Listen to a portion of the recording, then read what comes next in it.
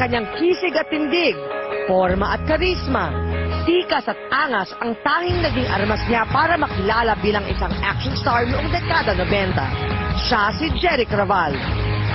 Na-discover si Jeric habang nanonood ng isang shooting sa San Fernando, Pampanga noong taong 1990. At pagkatapos noon ay pinapirma na siya agad ng kontrata sa Octo Arts Films.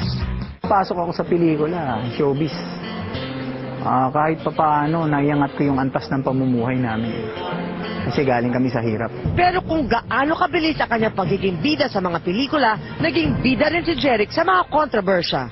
Sa lahat ng intrigang hinarap niya, pinakamaugong ang naging relasyon at paghihiwalay nila ng dating aktres na si Monica Herrera, kung saan nagkaroon sila ng 3 anak.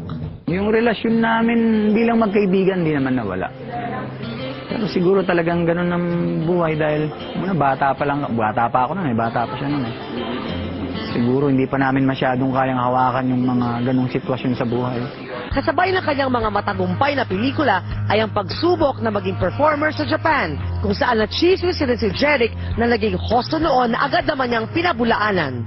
Nawili akong papunta-punta ng Japan, tapos pagbalik ko, isang araw na-realize ko ba, yung mga offer, hindi ko nabibigyan ng pansin. Na meron pala akong offer dito, nandun ako sa abroad.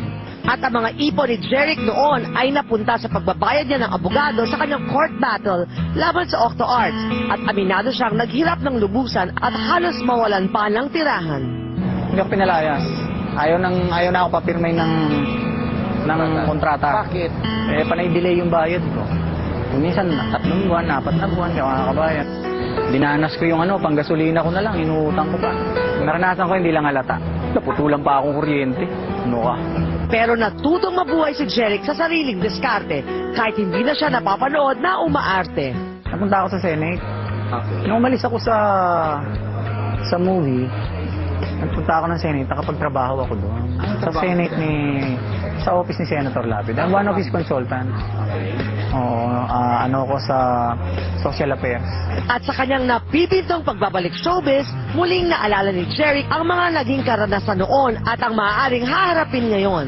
Ako wala namang malungkot na naging bahagi sa buhay ko sa showbiz Lahat masaya Hindi ka ba naapi-api? Hindi ko dinanas maapi. Saka ako wala akong pinagsisihan dyan. Lahat masaya. Masaya dyan. Kung ng mga fans na nanonood, kung nandyan pa po kayo, sana po abangan niyo po ang pagbabalik ko kung makakabalik.